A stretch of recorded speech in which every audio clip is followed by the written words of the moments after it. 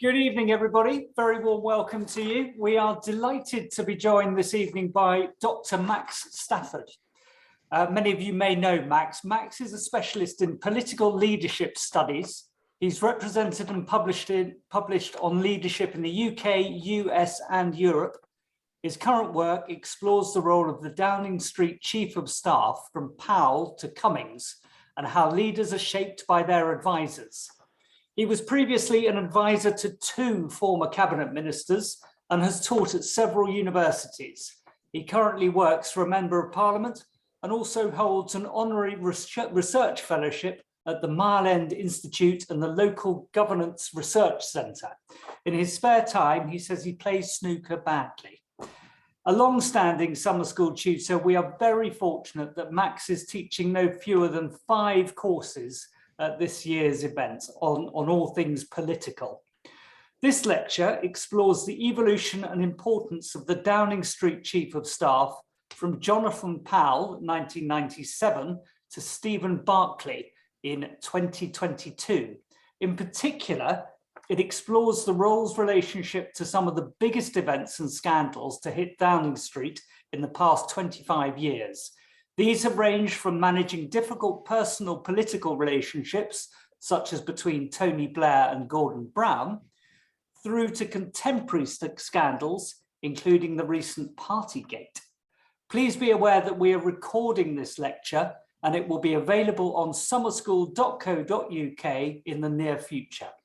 If you have any questions, please use the chat function at the bottom of your screens, and these will be answered once Max has finished this lecture. So Max, it's over to you. Well, thank you very much for having me, John. So I'm just sharing my screen, so hopefully you can all see those slides now and hear me okay. Somewhat inevitably, the slides are in the wrong place. So well, thank you for obviously hosting the lecture, and thank you for giving up your Tuesday evening in order to hear my lecture. So this is about Downing Street Chief of Staff, particularly a key role in Downing Street for the past 25 years. And I want to talk a bit about its relationship to the Prime Minister and to the running of Downing Street, particularly in light of more recent events around parties, the role of Dominic Cummings, then Partygate, and the ongoing discussions about whether this will lead to the creation of an office of the Prime Minister. So I'll get underway, and I just want to briefly talk about the role of Prime Minister as a way of framing the discussion. So on the right, I've got Sir Robert Walpole, who is widely regarded as the first Prime Minister. The role of Prime Minister doesn't formally exist in terms of legal documentation. It appears on very, very few legal documents. It does formally exist, sorry, but the official title is First Lord of the Treasury, and that famous brass letterbox that you'll see on the front of Downing Street actually says First Lord of the Treasury. Prime Ministers are appointed by the Queen. We don't have direct election of Prime Ministers in this country, and they're not elected by a confirming vote of the legislature. They are invited to form a government, is the official parlance that the Queen uses. There's lots of sort of random mysteries and opaque details about this, including the fact that Prime Ministers go for a ceremony called the kissing of hands when they become Prime Minister. This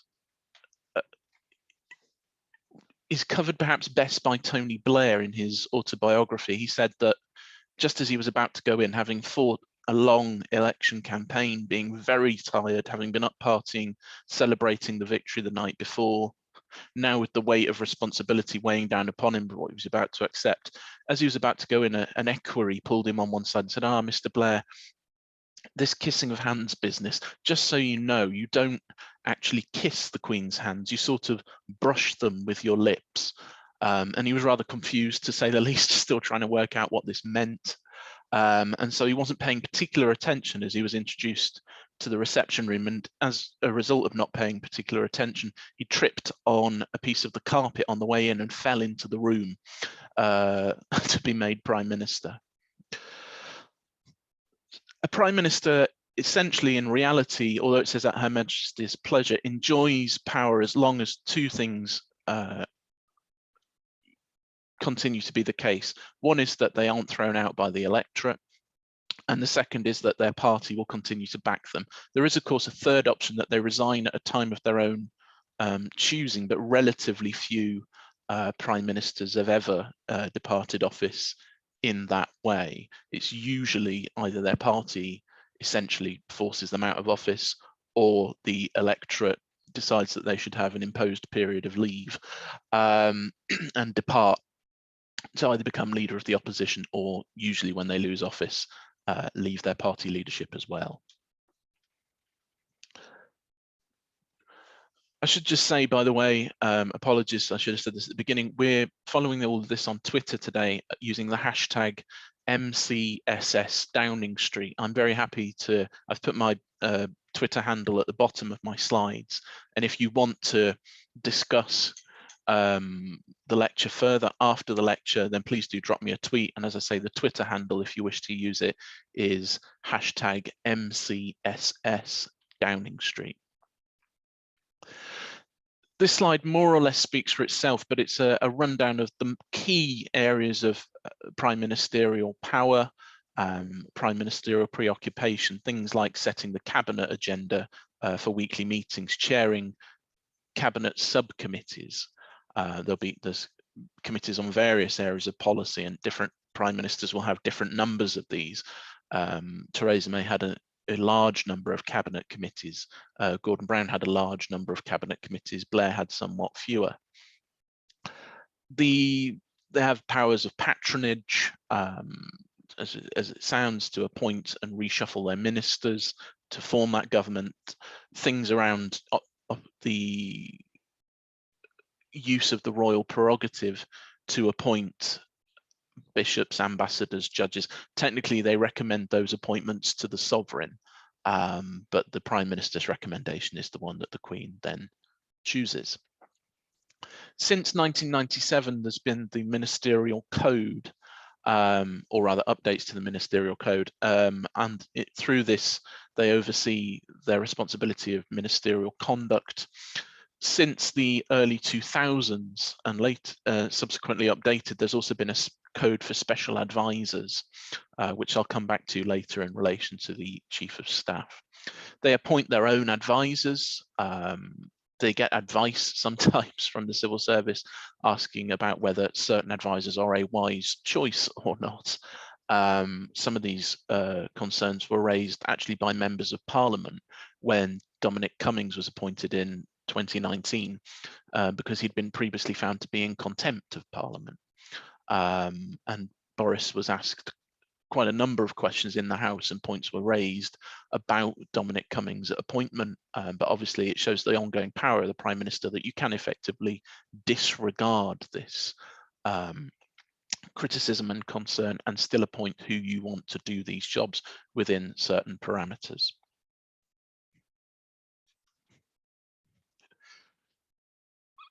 Perhaps getting more towards the reality of how the role of Prime Minister operates. These, I quite enjoyed these 4 quotes. Students who are taking my British Politics, Contemporary Themes and Issues course at summer school this year, you will recognise this slide when you come to take that course, because it's in the Prime Minister's lecture. It always sparks a certain amount of discussion. What I particularly like is the rather vague nature of each of these quotes. They more or less speak for themselves as quotes. I don't propose to go through all of them, but I rather enjoy particularly the bottom 2 in relation to people who had been Prime Minister in the 19th and early 20th century, Gladstone and Asquith. And I particularly like this Asquith quote, that the office of Prime Minister is what its holder chooses and is able to make of it. I think that may come back to be of some importance in current discussions around the creation of an office of the Prime Minister, whether or not that turns out to be something substantial and constitutionally important, or really just more of a PR and marketing,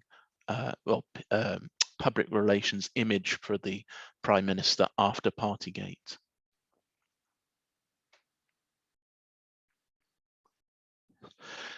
For want of a better word, I've called these feeds. This is where information, influence, powers, policy, and so on come into the Prime Minister's office. And I've divided them very vaguely, actually, into sort of external and internal as rough categories.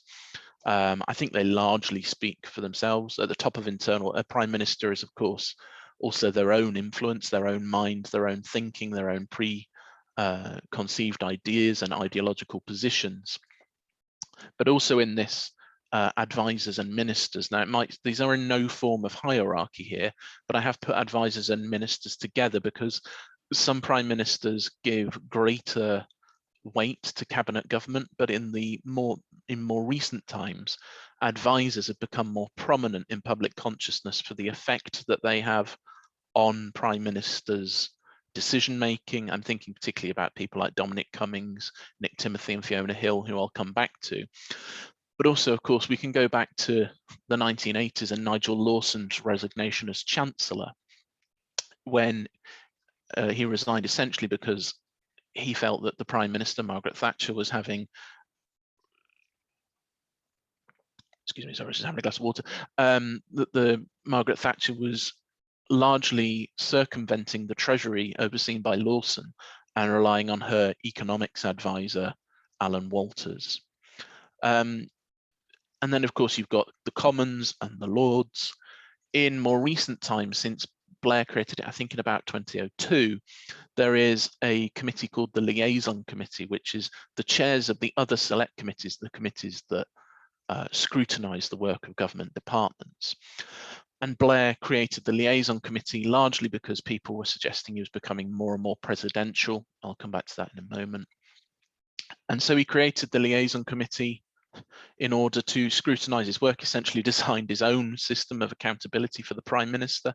This has become embedded in the past 20 years.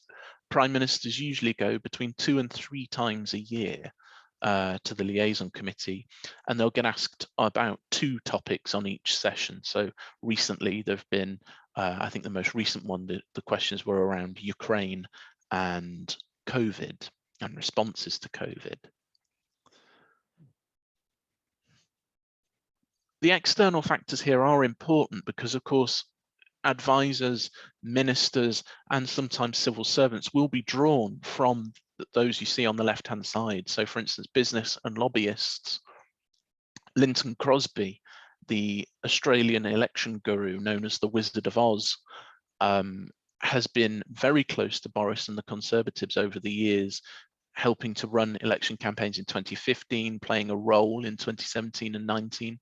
And one of his business partners, David Cancini, has recently become Boris's deputy chief of staff and is starting to appear in a lot of the morning briefings and so on.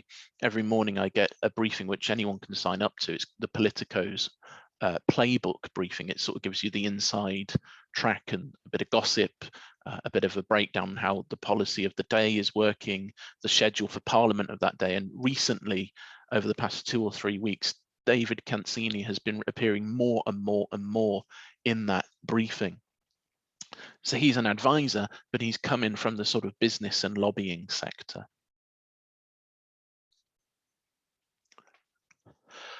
So in 1997, we get the creation of the Chief of Staff. Now, there were special advisors before 1997. They are dated from around 1964 when Harold Wilson created the term, the role of a special advisor, though we can trace back advisors who've been essentially special advisors to prime ministers before that, and people have discussed in the literature about David Lloyd George, Harold Macmillan, Neville Chamberlain, and so on, who essentially adopted key external advisors or internal civil servants and made them very close advisors to them, whether they were political or non-political, non-partisan civil servants.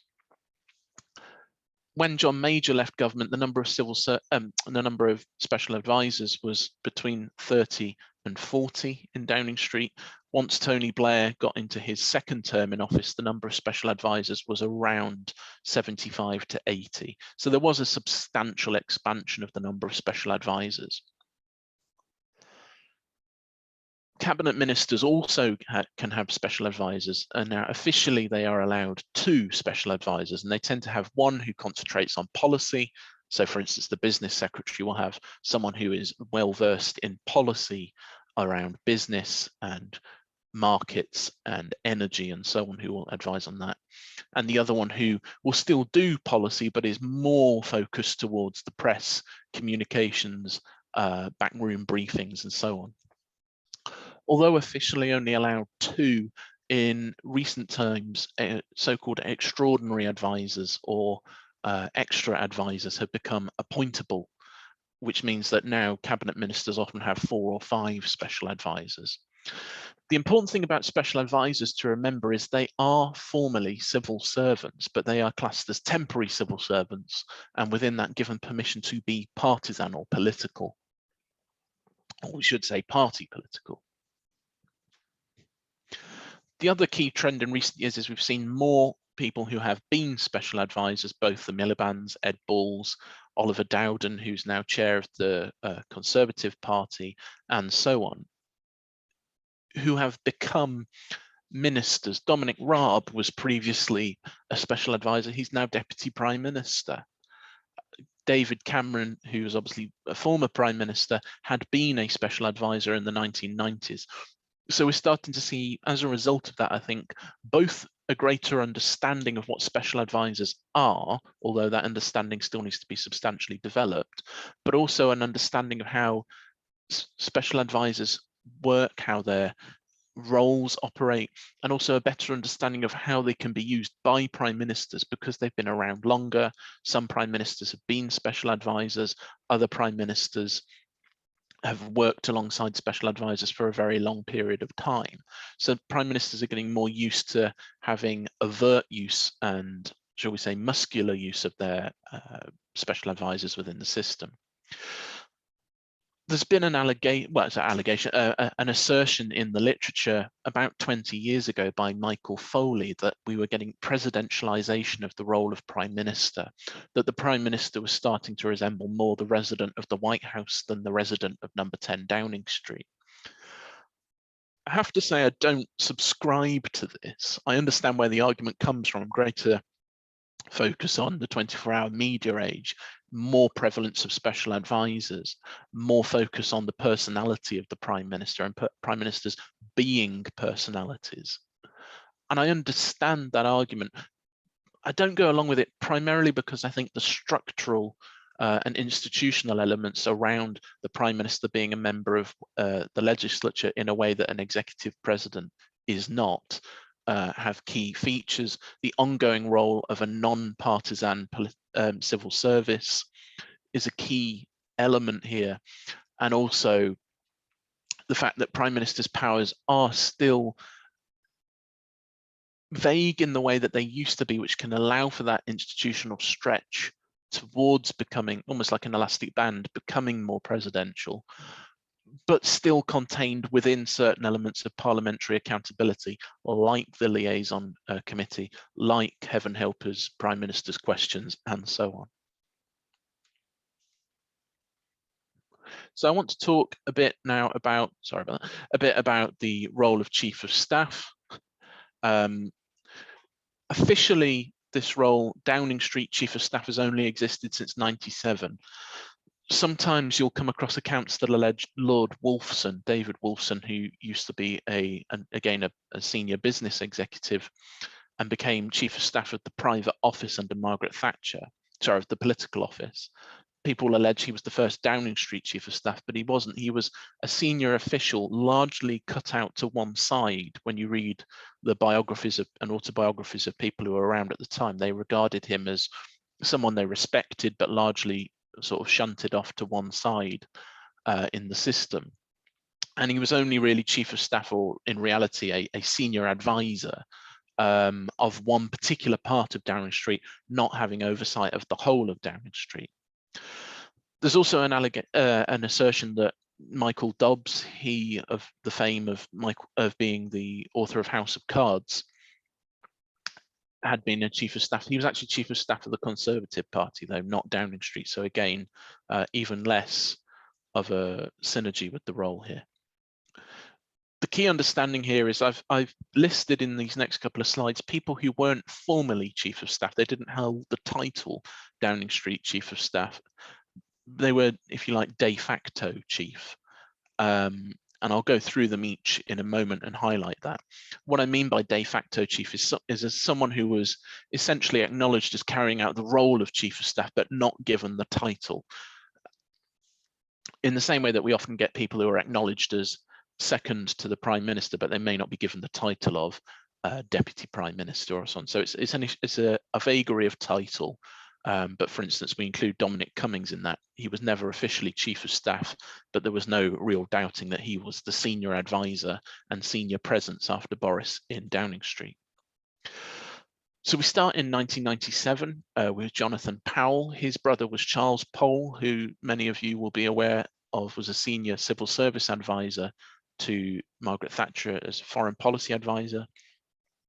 Powell is a former diplomat. He was actually working at the embassy in Washington, and he first encountered Blair and Brown when they came over in '93, and then again in '94 after Blair had won the leadership election, to get to know the Clinton White House better. And as a result, they came to know Jonathan Powell, who was working in the British Embassy at that time and was a link person for them between the Clinton White House and the British establishment.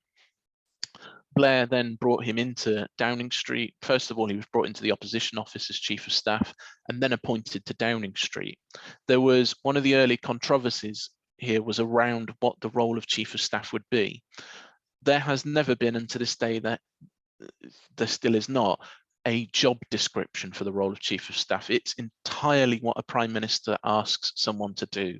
When Gavin Barwell was appointed as Theresa May's chief of staff in 2017, he'd just lost his job as an MP in the 2017 election. He was appointed in order to basically reconnect Downing Street and the backbench MPs who were furious at the removal of the majority in the 2017 election. And he asked Theresa May, what do I do? You know, what's my job? What's my job description? And she replied to him, you get yourself a desk immediately outside my office, you attend any of my meetings that you like, and you give me your full honesty on decisions. And that was it. That was the job description. But actually, in reality, of course, that makes for a very powerful role. If your role is vaguely defined, you can make the role what you want it to be. If your role is to attend any of the Prime Minister's meetings that you wish to, you have to have the full security clearance. That means that you get involved in any decisions that the Prime Minister is happy for you to attend. That's not a privilege afforded to many other special advisors. So you start to sit at the hierarchy of other special advisors. With Powell, there was a controversy early on. Once he joined Downing Street, the civil service weren't quite sure what to make of the role of chief of staff and also the press secretary's job under Alistair Campbell.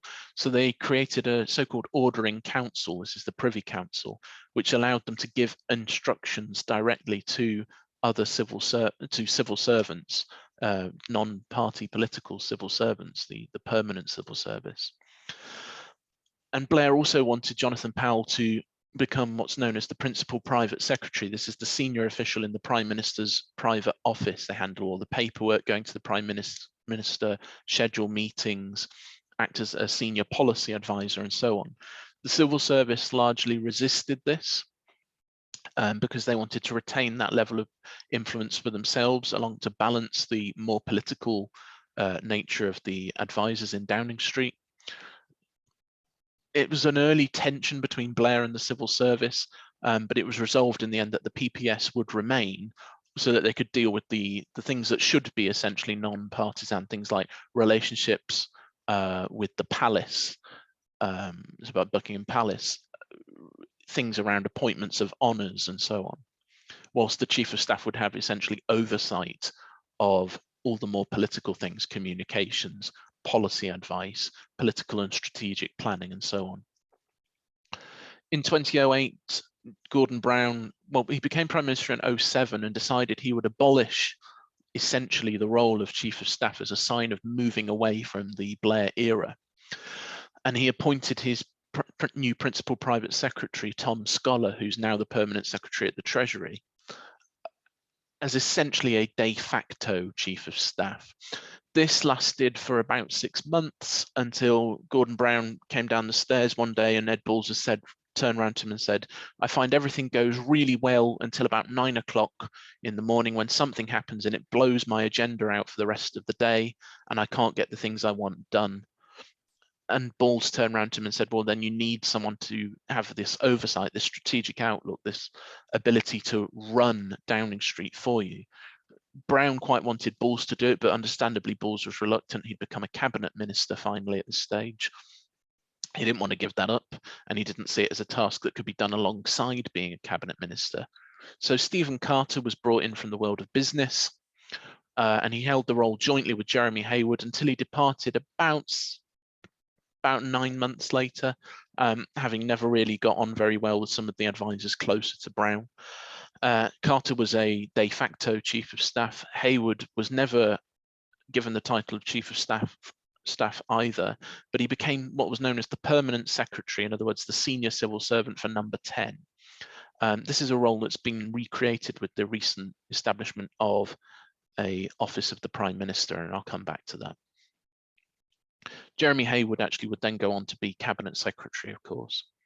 Ed Llewellyn was appointed under Cameron, served the whole period of office under David Cameron, alongside Kate Fall, who's written a book called Gatekeeper. She was formerly Deputy Chief of Staff, but they essentially held the role together. She would look after a lot of the areas around domestic policy. He tended to look more, given his background as a diplomat, towards the role of foreign policy. He was very close to Cameron. They'd both been to Eton together. And Fall describes the role of Chief of Staff as this gatekeeping function, deciding who gets to see the Prime Minister and who doesn't, looking after the Prime Minister's time, taking care of the Prime Minister, supporting the Prime Minister, being a crutch for them to lean on when they need. There's also Hill and Timothy, who you may very well remember, had to resign after the 2017 election. They were actually the only formerly co-chiefs of staff, which makes Fiona Hill the only woman formally to have held the role. They divided, and I'll come up to that in a minute in a case study, divided certain areas of the job between them until they were basically asked to depart after the 2017 election, and somewhat carried the can for that. Barwell I've already covered, but he's recently written a very good book about being Chief of Staff and what the learning from that job was for him, and he's now in the House of Lords. Boris has had more Chiefs of Staff than anybody else. Cummings, essentially, though not formally, but essentially Chief of Staff 2019 to 2020. Eddie Lister, who'd been Boris's Deputy Mayor and Chief of Staff when he was at City Hall in London, covered the role while he found a permanent choice. Dan Rosenfield is a former civil servant under the Labour and Conservative governments and came in as a Chief of Staff. Somewhat struggled under Boris though he was trusted by Boris and established a very close working relationship with him, was briefed as being very close to Boris when they decided cabinet reshuffles and so on. Struggled to make a strong connection with MPs because he'd never been in a political role before. He'd never worked in Parliament before, and therefore was very criticised by MPs and fell on his sword somewhat after the Sue Gray, the first part of the Sue Gray report came out in February of this year. And now we've got Stephen Barclay, who is Minister for the Cabinet Office. You may remember he was previously a Brexit Secretary and a Chief Secretary to the Treasury. So he's actually the first Chief of Staff to have been a minister at the same time as being Chief of Staff. Barwell had been a Minister of State before. but Barkley is the first person to hold the role, not only at the same time as being a minister, but a cabinet minister and an MP. And that obviously brings tensions around and discussions around how much time can he devote to each of those roles? Will it create difficulties in that role for him? But does it also add to Downing Street's re-establishment of a connection, a better connection, post-Partygate, whenever we finally get post-Partygate, between Boris and his MPs? Briefly on the civil service, this is the current Cabinet Secretary, Simon Case, who may very well find himself in the news this week, but you'll wait and see how that goes. They're referred to in tongue-in-cheek as the government in residence. They are the permanent non-partisan officials.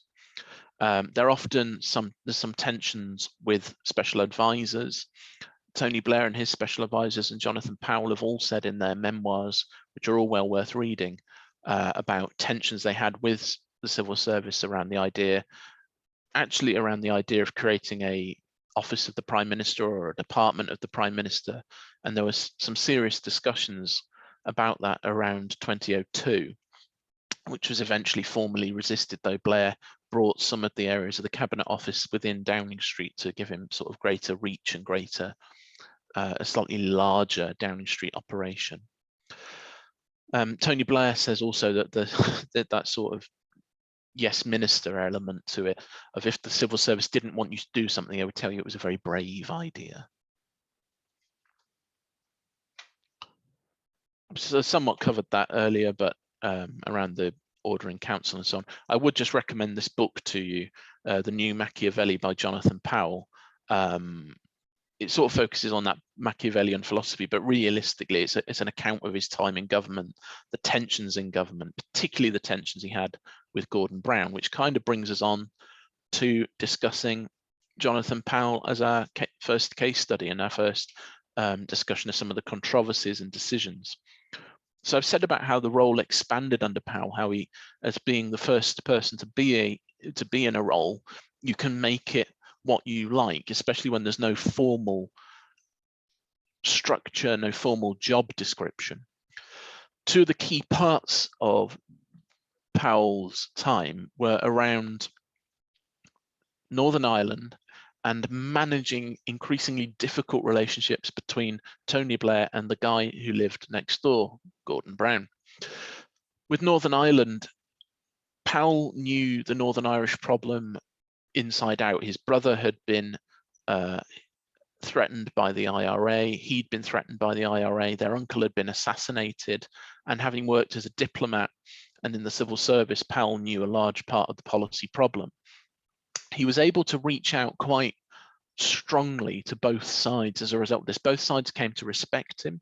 And there's a story Powell tells about when one of the first couple of times that he met Gerry Adams and Martin McGuinness in person, they used to meet at safe houses on the condition that though they would go with security, once they were in the room, they were the only people in the room to try and establish trust.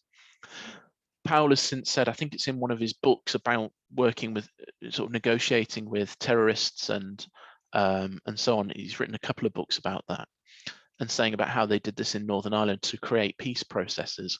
He talks about how one time he turned up and the minute hand had fallen off his watch. And he was getting increasingly antagonized about this during the meeting because he was sort of looking at his watch and unable to see quite how long he'd been in the room. And the late Martin McGuinness said, "You keep looking at your watch, what's wrong?" And he said, well, he explained the problem that the hand had fallen off. And Martin McGuinness said, well, give it to me, I'll take the watch. I'll get it fixed by a man I know, and I'll give it to you when we next meet in a couple of weeks' time. Powell did this. When he left, he said to his security that this had happened, and his security went mad. And they said, you shouldn't have done that. They could bug that watch, so there'll be a listening device in Downing Street. It could have a radio transmitter for a bomb. All sorts of things could happen to it. The moment you get that watch back, you must give it to us so that we can scan it. 2 weeks later, Powell gets his watch back. There's the minute hand secured back on the watch. All seems to be working well. Gives his watch as he leaves to his security to talk about so that they can look through it. A week later, his security rather sheepishly came back to him and said, I'm really sorry, Mr. Powell, but they were right. You know, your watch is fine. There was nothing wrong with it. They did it in good faith, and they gave him his watch back, only for Powell to find that the minute hand had fallen off again. In Mo Molam's autobiography, she writes about tensions with Jonathan Powell, that essentially he was conducting Northern Ireland policy from within Downing Street. Powell somewhat disputes this and says that he was able to reach some of the unionist communities that Mo Molam wasn't so able to get along with. But it does show the power and increasing power and presence of the Chief of Staff role, that they were able to essentially carry out areas of government policy alongside, in parallel to, a cabinet minister.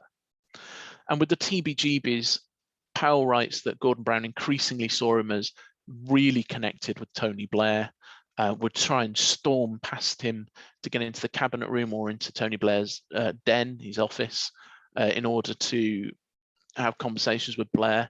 And Powell was really involved in these discussions with Blair about saying you should sack Brown. He was one of the people calling for this to happen, especially after the 2001 election, calling for Brown to be moved from the Treasury. So Powell, a very close advisor to the Prime Minister, really entrenching the role of the Chief of Staff, and as a result of that, ironically, triggering Brown's desire to see the role curtailed, at least, and moved out of the hands of political figures for the first part of his government. If we scoot forward about 10 years from there to Timothy and Hill, they had been really close to Theresa May when she was at the Home Office. Fiona Hill, previously Fiona Cunningham, had to resign in 2014 over the so-called Trojan horse scandal around Birmingham schools and extremism in schools, and the leaking of documents and so on, all these allegations about briefings against Michael Gove, who was then the Education Secretary. At the same time, Timothy had been removed as a special advisor because he'd resigned as a special advisor to go off and run the schools network about free schools. But he'd increasingly found it difficult under Cameron because Cameron had removed him from the candidates list for parliamentary candidates, alleging that he hadn't worked hard on a by-election. Somewhat unclear about what happened there. Nevertheless, by the time that May becomes Prime Minister, they become front and centre of her operation. They're not public figures insofar as they would be going on the news media to brief and represent the Prime Minister, but they were doing briefings in the background. Nick Timothy helped write Theresa May's very famous first speech as Prime Minister, the Downing Street speech, and Fiona Hill is recounted in Barwell's book that Fiona Hill thought this speech was so central to what they wanted May to achieve in office that she printed it and had it nailed up on the walls of every office in Downing Street. Since then, there have been all manner of briefings about what the atmosphere in Downing Street was like. And the truth is we don't know for certain, but it seems that it wasn't the happiest place. And Gavin Barwell has gone on record as saying that when he became Chief of Staff, one of his first jobs was to set the culture of the building and to reset the culture of the building.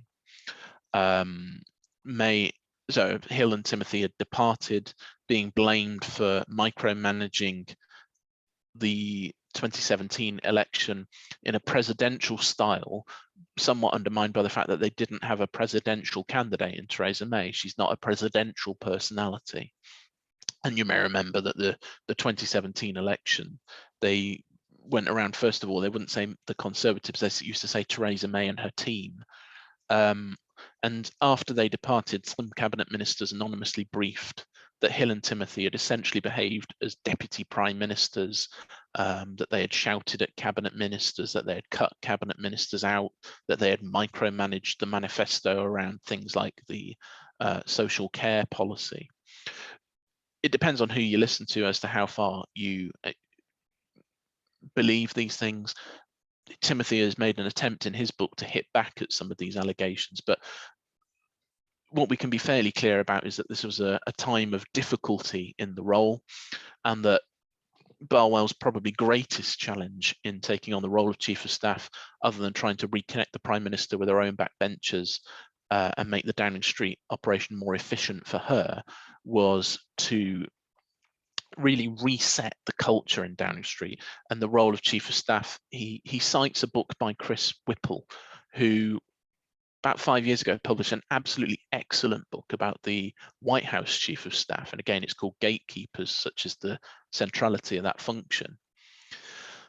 And in it, Whipple writes that the key word in Chief of Staff is not chief, it's staff. You're there to look after the staff, to guide the staff and create the right working culture around your principal, the principal in this case being the Prime Minister in the UK. And Barwell has gone on record to say he actually read that book as in the absence of a job description, as a kind of how-to handbook or guide for the role of Chief of Staff.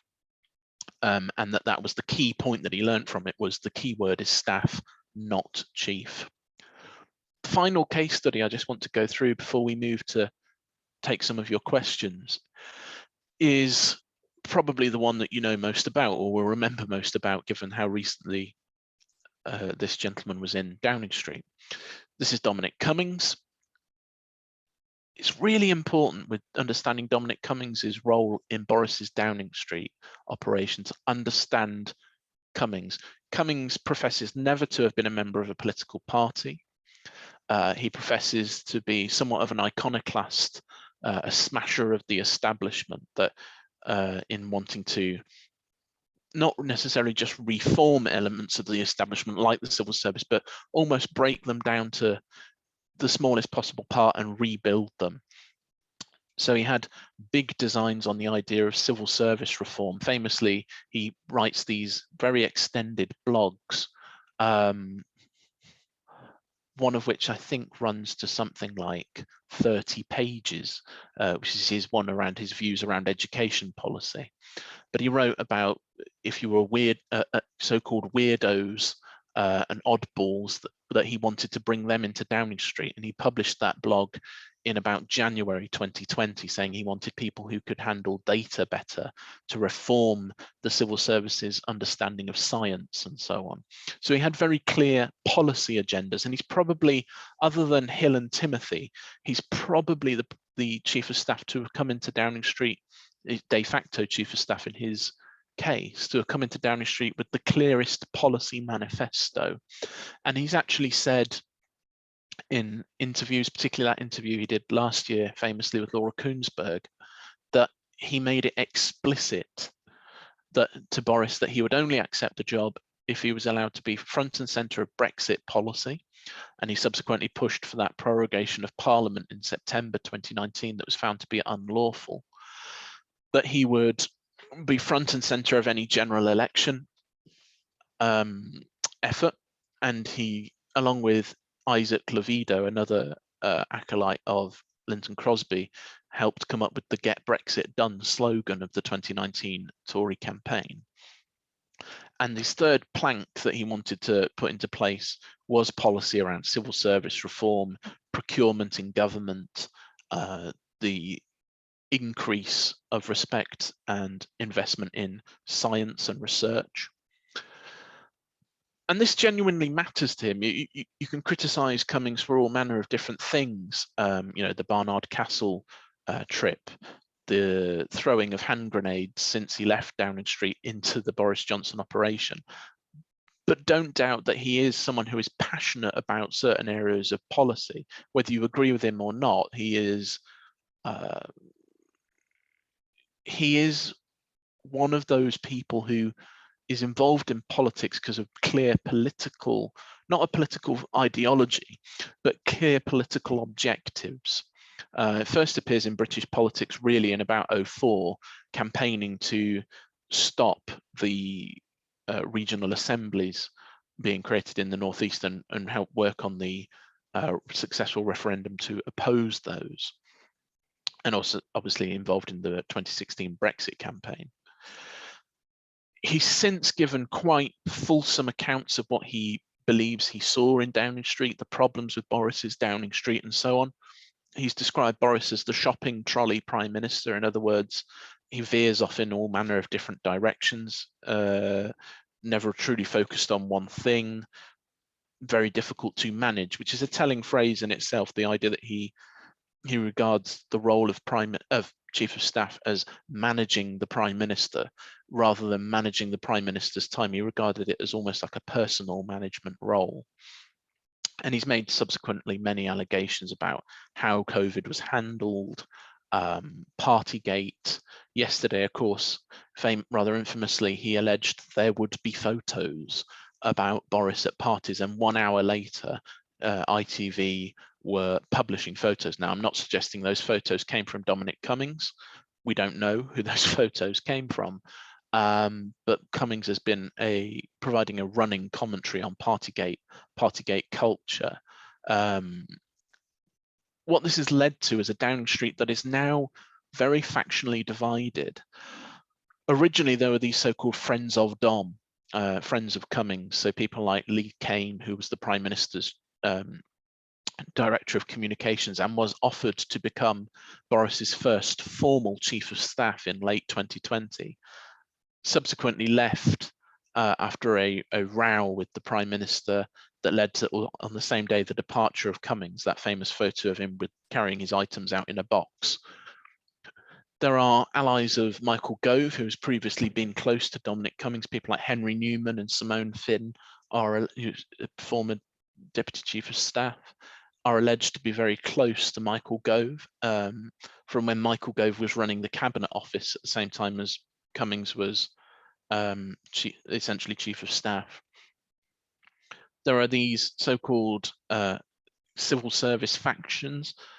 The civil service, insofar as it's wrong to describe them as a faction, but they're obviously always a presence in any Downing Street or departmental operation.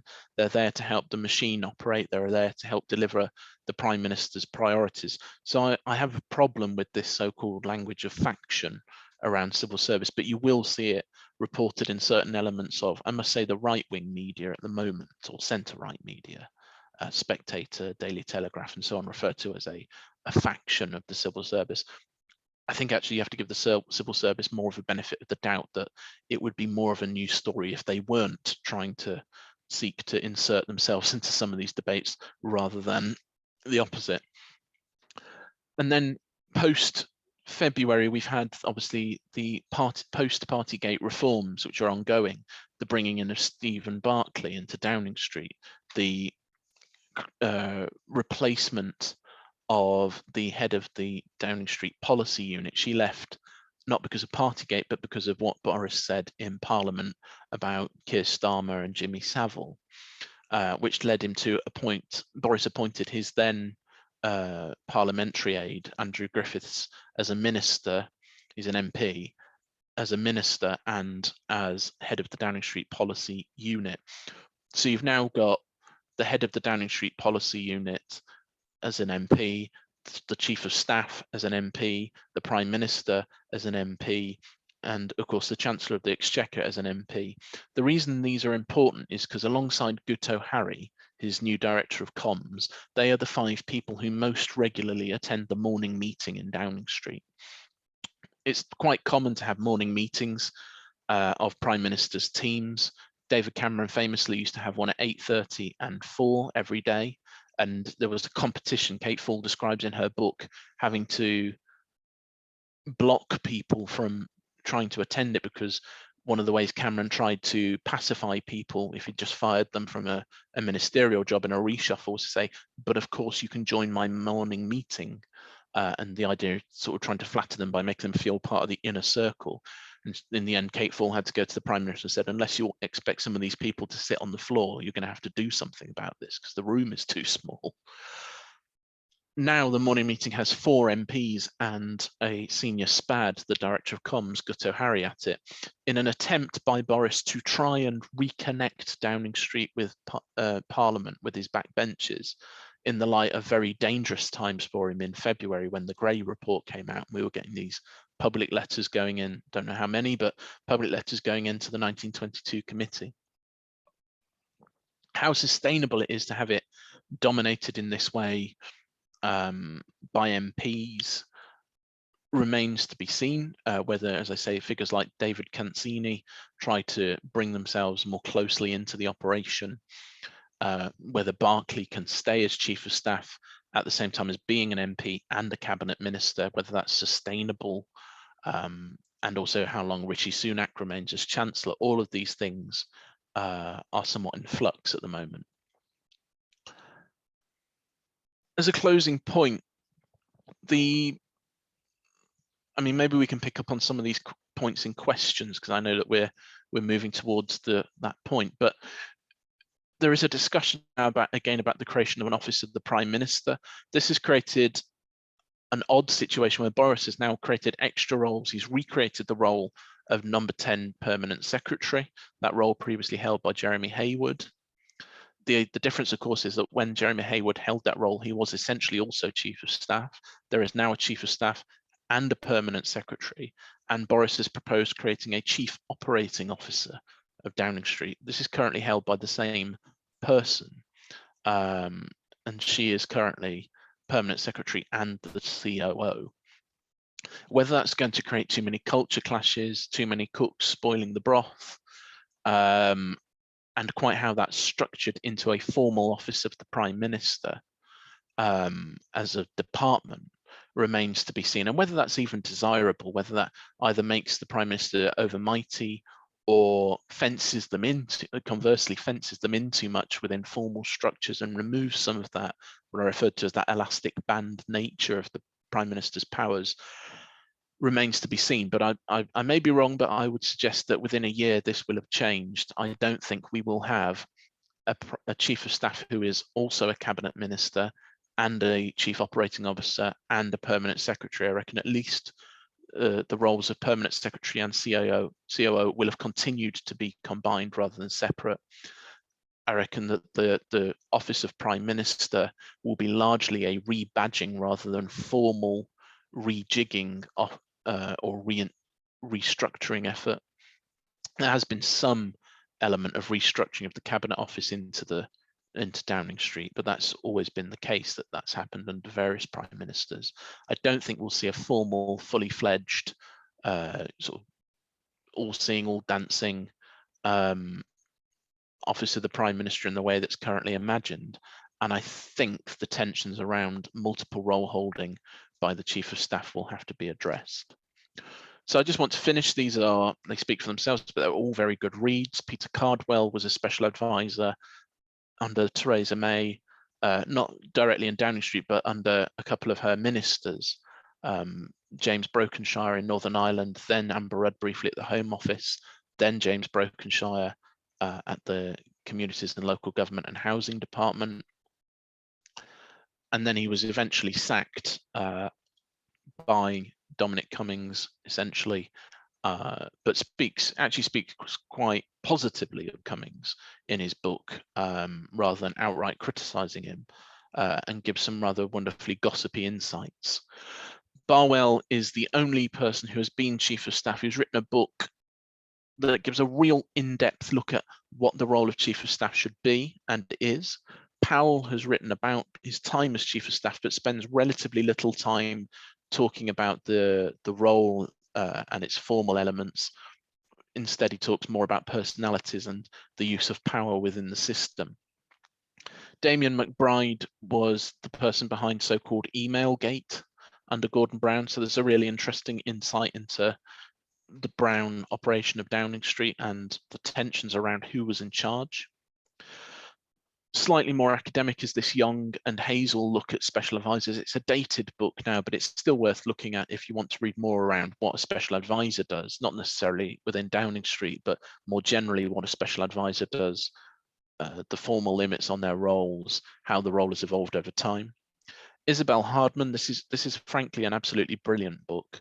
With this wonderfully controversial title, but she talks about where MPs come from, those that have been SPADs. She somewhat defends some of the ones who've been SPADs, as well as attacking some of how that undermines the role and the way they approach being an MP. It's a brilliant look at politics in our time. It predates COVID, but I think you'll find a large amount of it remains very relevant, and it's a very, very readable book. Then just finally, we've got a book on the expansion of the Cabinet Office and the Civil Service and the Civil Service's connections to Downing Street by Anthony Selden.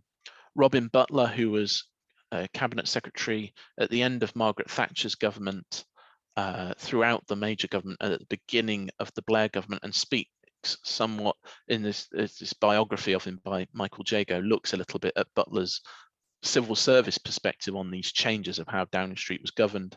And Michael Barber was made head of the first delivery unit in Number 10. And again, he talks about problems in working for Number 10, why Number 10 doesn't always necessarily work, and some of the problems around actually getting Number 10 to do something.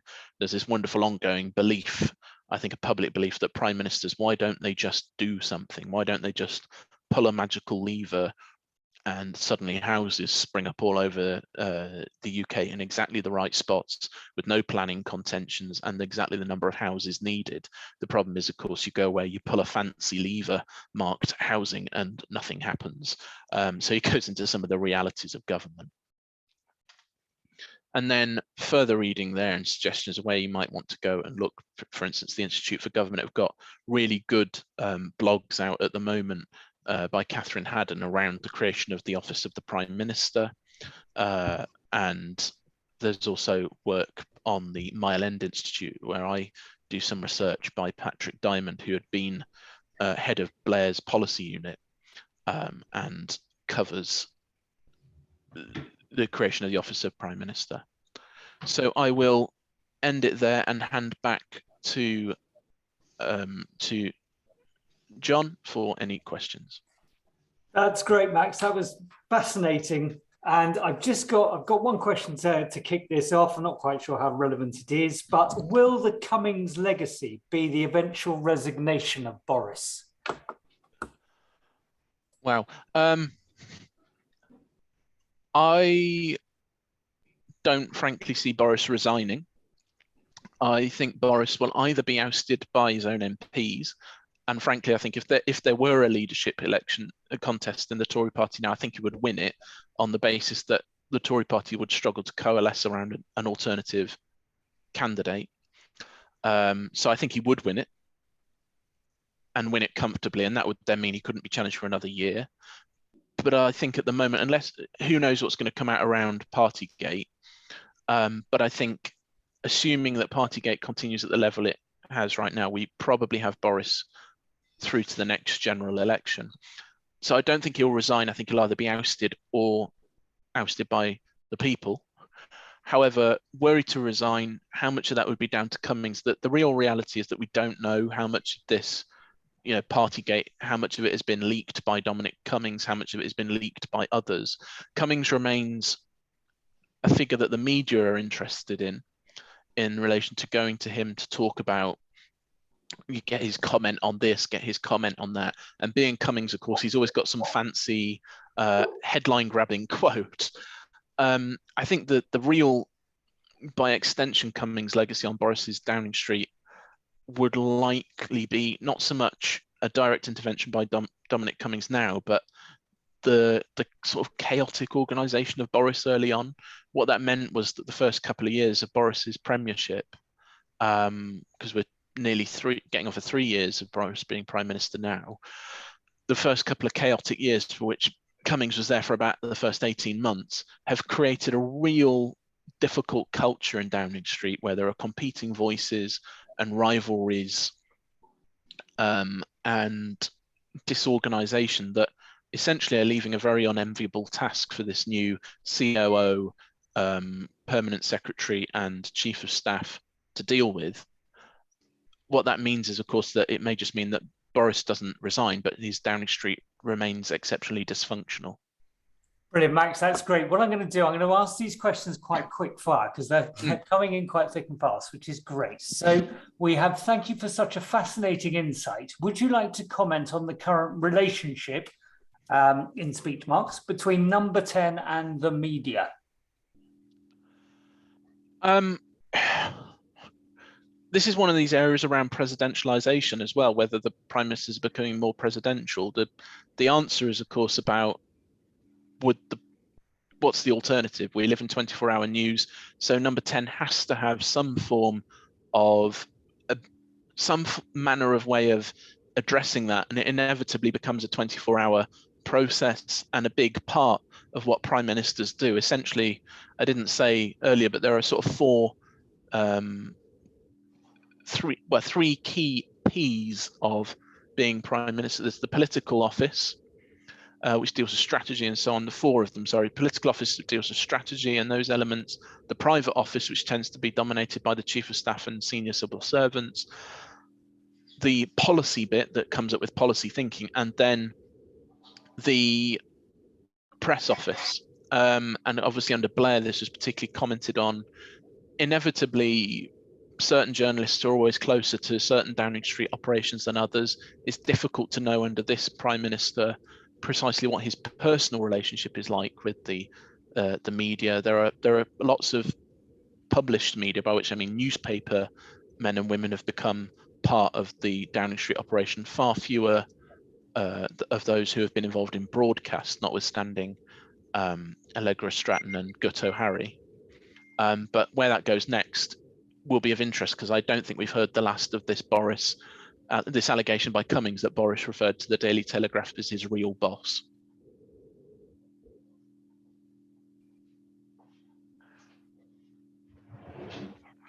Are there any more? Do you want to do some more questions, John? Yep, sorry, I put myself on mute there. We've got a cracking question here. Why do you describe PM's QT heaven help us? I did a lecture on this for summer school, the last time summer school was on in 2019. I'm always minded of the fact that there are members of my family who are school teachers who say that were PMQs a classroom, Ofsted would fail it for classroom control. I think it's got a lot better actually in recent years. It's been slightly less mudslingy Punch and Judy, but I think that the public get turned off by Punch and Judy style politics. But there's always an element of that that's inevitable to the way it's conducted. I think in theory, it's a really good way of holding prime ministers to account. For instance, could you have imagined Donald Trump being called to Congress once a week to answer questions from various members of the legislature? I don't think that, I mean, it would have been a whole new world of chaos, wouldn't it? So in theory, I think it works really well, but I think in terms of where you actually get prime ministers pinned on the detail, their knowledge of a subject and their ability to predict into the future and talk about where the government goes next, look up the Liaison Committee that I referred to earlier, because I think you get much more of that granular level and less performance at the Liaison Committee. Great. Right. Next one in. Can the people call a vote of no confidence in the Prime Minister? No. Parliament can call a vote of no confidence in the government. They technically could put a motion before Parliament saying, the opposition could put a motion before Parliament saying this House has no confidence in the Prime Minister. The problem is that's an opposition day debates and they're not binding on the government. I mean, if Boris lost it, it would be an embarrassment to say the least. But yeah, the people can't directly go out and create well, you can go on the Parliament's website and create a public petition, which if it gets to over 100,000 signatures has to be considered for debate. But again, they're not binding. So there is no formal direct trigger mechanism for a vote of no confidence in the Prime Minister, nor one that would remove the Prime Minister from office.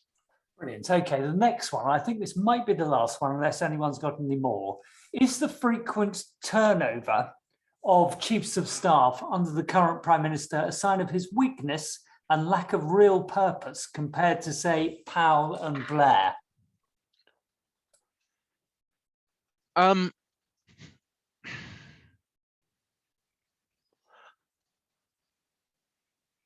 It's interesting. In the US, chiefs of staff change fairly regularly. Now, under Trump, there was a real turnover. I think he got to about 4, and that indicated an internal crisis in the White House of chaos, disorganization. But it tends to be in the US a job where it turns over quite fast anyway, because there's a certain burnout rate on it. Powell is in the UK an anomaly in that he's the longest serving, followed by Ed Llewellyn under David Cameron. the longevity indicates a certain amount of stability, but it doesn't mean that there weren't crises around personal relationships during those times. I don't necessarily mean between the Prime Minister and the Chief of Staff, but within the Chief of Staff and other key partners, particularly with the civil service. So you could see that as a form of instability. Under Boris, I would suggest that the turnover indicates, as I said earlier, a quite chaotic Downing Street operation, a sense of trying to find out who's in control. You know, who do you go to if you want to talk to number 10? Who do you go to if you want to say, this is the person I know I can go to and something will happen? I think there is a lot to be said in relation to this, to formalizing somewhat the role of Chief of Staff. That doesn't mean it needs to have a full-on job description, but it maybe needs a more public understanding of its powers, of how the person does the role. As to how much the turnover indicates chaos in Downing Street, I'm afraid we've probably got to wait another 4 or 5 years till we start to get the memoirs of the people involved. Brilliant, Max, that's terrific. And I think that's all the questions we've got. So all that remains for me to do is to thank you so much on behalf of all of us at Summer School and everyone who's joined this lecture. It's really fascinating. And thank you very much, everybody. We will see you all in the summer for our Summer School. Finally, the first one since 2019. So thank you, Max, and goodbye, everybody. Thank you, everybody.